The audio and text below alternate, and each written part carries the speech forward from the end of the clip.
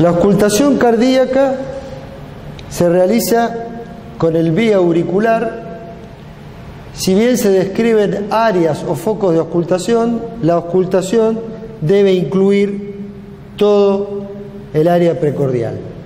Normalmente se auscultan o se describen 4 áreas o focos de auscultación.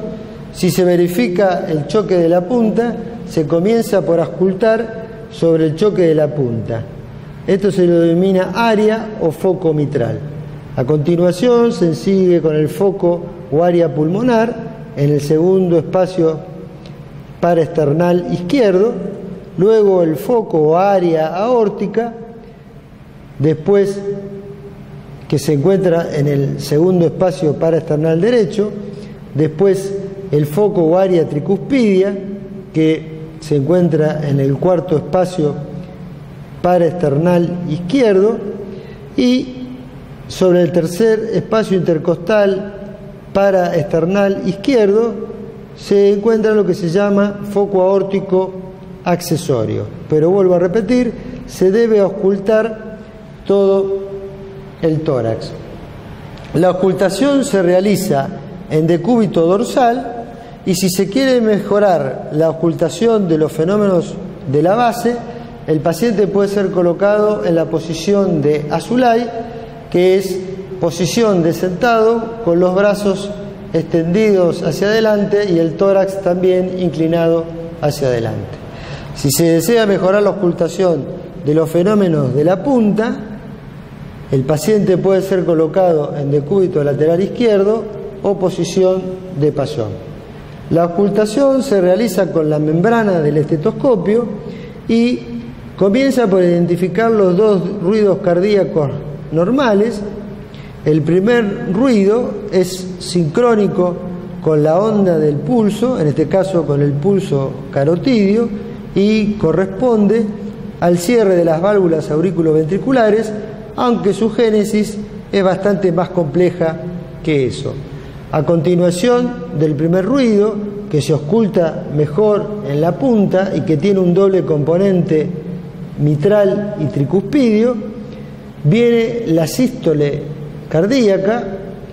Se produce la apertura de las valvas sigmoideas y cuando se cierran las sigmoideas aórtica y pulmonar se genera el segundo ruido, que también tiene 2 componentes: el componente pulmonar y el componente aórtico. El componente aórtico siempre precede al componente pulmonar, y en estos casos siempre habrá que analizar si los componentes se separan o se juntan, lo que se conoce como desdoblamiento o reforzamiento. También habrá que verificar si está aumentada o disminuida su intensidad, igual que el primer ruido sobre la punta, si se separan o se juntan los componentes desdoblamiento o reforzamiento, y si está aumentada o disminuida su intensidad, situaciones que caracterizan a distintas alteraciones a nivel cardíaco. A continuación, se tratará de identificar la presencia de ruidos agregados. Los 2 ruidos agregados más significativos son el tercer y el cuarto ruido.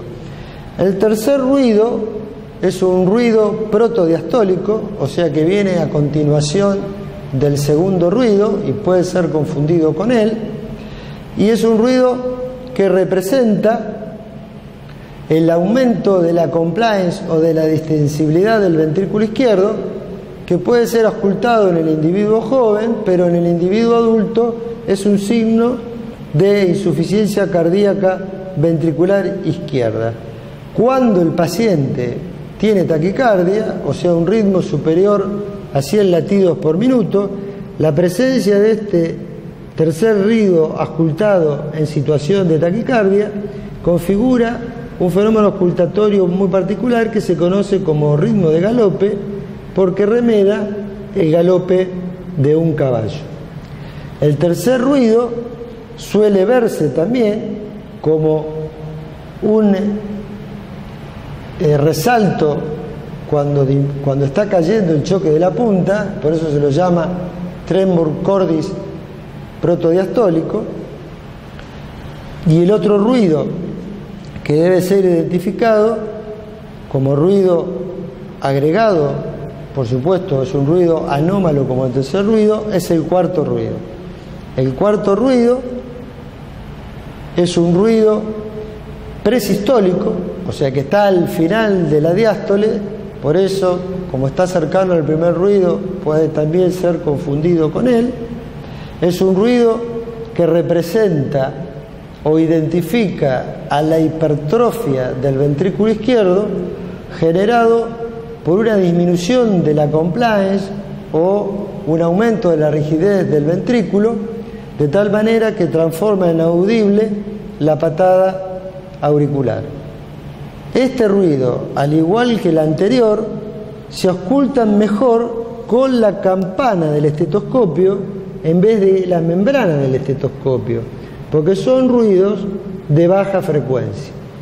Este ruido, cuarto ruido, igual que el anterior, también puede ser visible sobre el choque de la punta como un resalto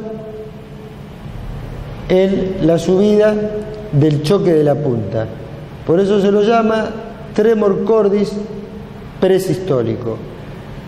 Estos dos ruidos pueden estar presentes de manera conjunta y al ocultarlo generan un solo sonido y se lo denomina galope de Schumann.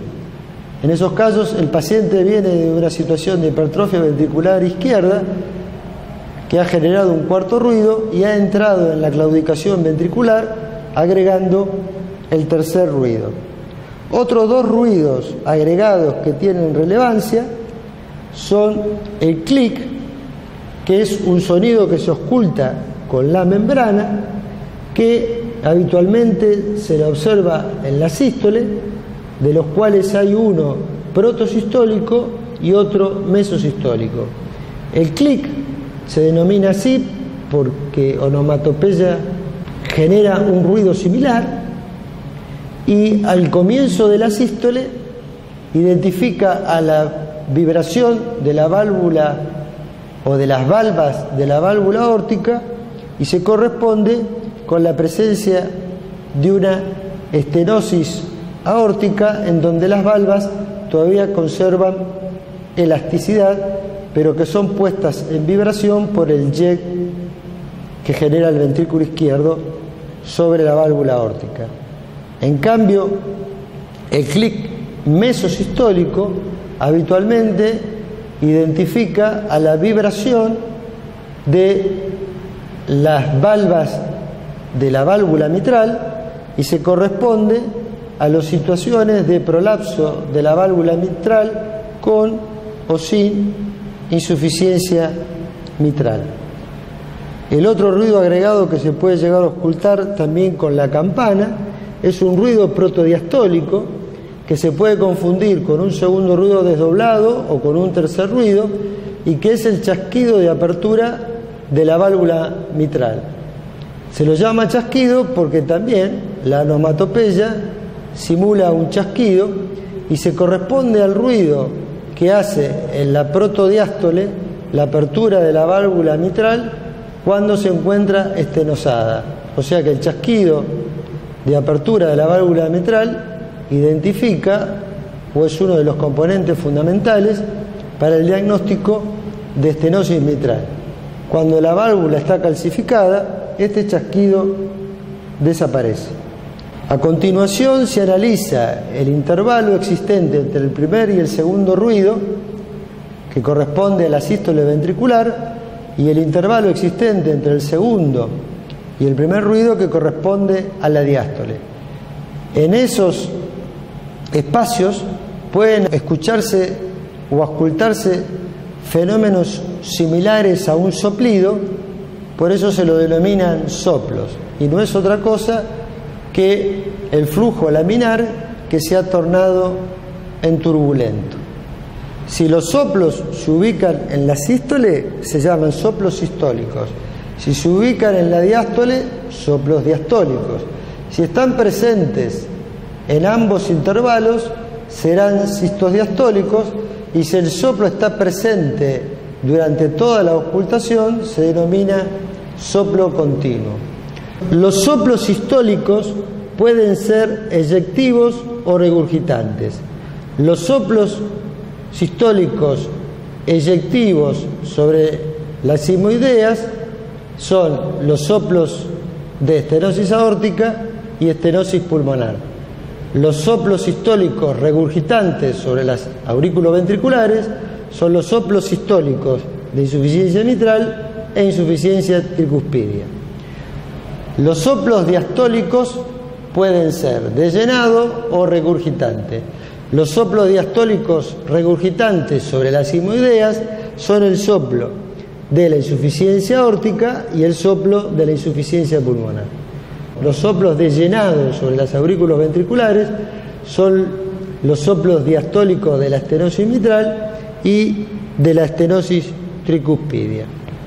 La maniobra de Rivero-Carvalho, que consiste en que el paciente haga inspiraciones profundas, lo cual aumenta el retorno venoso sobre el ventrículo derecho, permite identificar si estos soplos sistólicos o diastólicos son del ventrículo derecho o del ventrículo izquierdo, lo que facilita el análisis e interpretación de los fenómenos auscultatorios de las valvulopatías básicas. Por último, se debe prestar atención a la auscultación de un fenómeno que es similar al frote de un cuero reseco sobre otro, que por eso se llama frote. Este frote sobre el área precordial identifica a el frote de la pericarditis aguda, el frote pericárdico. El frote pericárdico tiene un componente sistólico y un componente diastólico. Suele ser un fenómeno transitorio porque en cuanto el pericardio acumula una pequeña cantidad de líquido, separa la hoja visceral de la parietal y el frote desaparece.